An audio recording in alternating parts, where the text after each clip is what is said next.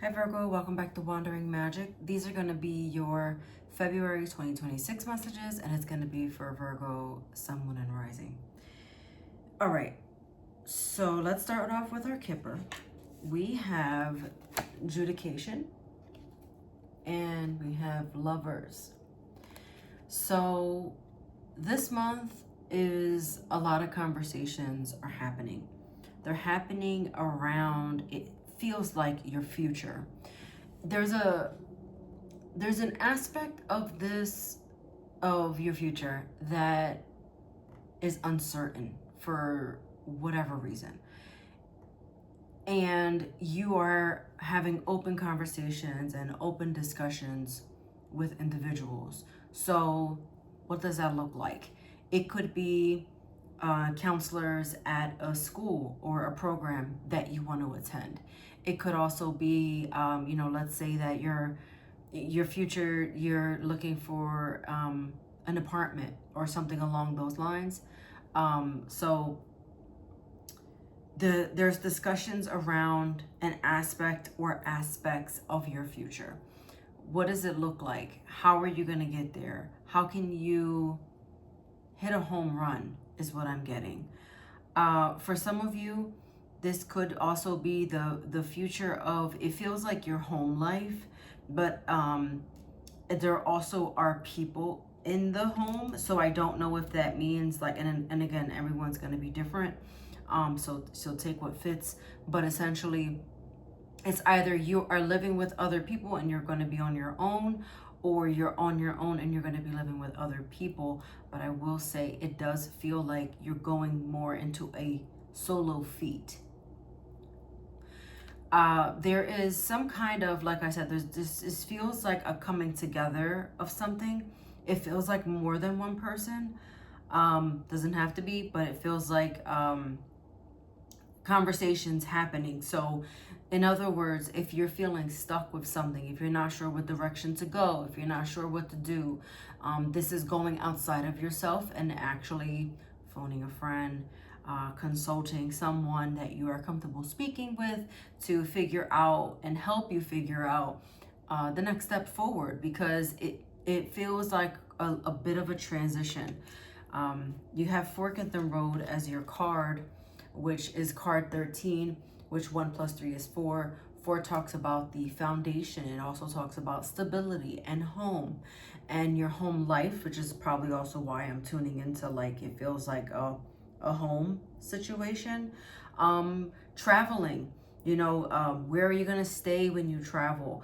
This is really probably random, but if you're traveling, you're like, okay, should I stay with the people that I know? Should I get an Airbnb? Should I get a hotel kind of thing? And you're kind of like, I don't know, that was probably really specific, but you're also like, there's that kind of decision making as well. Something about a home, even if it's like a home away from a home.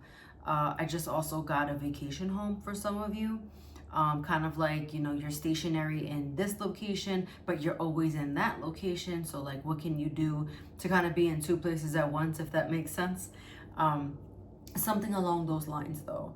But there's definitely decisions that are going to be made with this fork in the road. I'm also feeling the need to tell you not to be afraid to make the wrong decision. Because essentially what happens is, when you make everything in life is a choice. You clicking play on this video or not was a choice. You choosing to, what you're gonna have for dinner, takeout versus cooking at home. All these, like, life is full of big decisions and small decisions, choosing to stay in situations or grow out of these situations, acknowledging when you outgrow a situation versus staying in your comfort zone. And so anyway, you have decisions that are going to be made. And so not being afraid of making the wrong decision because you're afraid of failure, or you're afraid that you're going to make the wrong decision. But the reality here is, even when you fail, right? Air quote fail, because when you fail, you actually learn from that experience. And that's how you got where you are right now. That's who the person that you are today is a result of every decision you made up to this point. So instead of overthinking the decision of, okay, Obviously, weighing your pros and cons is always the best thing. There's definitely something about decisions in general for February. It seems to be a theme for a lot of these readings, but regardless, definitely weighing things out, but not overthinking. So really tuning into self to figure out, okay, this is what I need to do. This is gonna be it. I'm not gonna overthink it anymore. The other thing I want to say is, even though you are meeting with these other individuals and you're having these conversations, right? These conversations are, I come into the table and you're having these discussions. Ultimately, the decision is yours.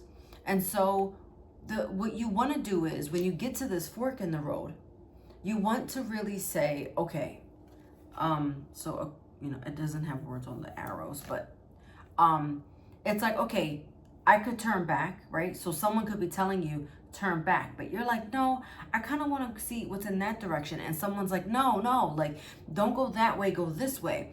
And, you have to really, I'm getting the need to like put your foot down. And so I think if you feel like it's a hard decision, it's because you're worried more about how others are going to perceive the decision that you made. But just know that the decision that you make is not wrong. The decision that you make and decide to make is solely for you. And the only person who knows best is you. And so really tapping into discernment for yourself and discerning what it is that you want. So you have this for your tarot, 9 of Cups, the 6 of Swords, and then you have the 3 of Swords. So what I'm seeing here is you wanting to make this decision to move on. You want to move on. You want to see what lies ahead. But it does feel like with this 3 of Swords, you're afraid to hurt someone's feelings. You're afraid to really tell them what it is that you want. I'm not really sure at this moment why, but there's definitely energy of leaving.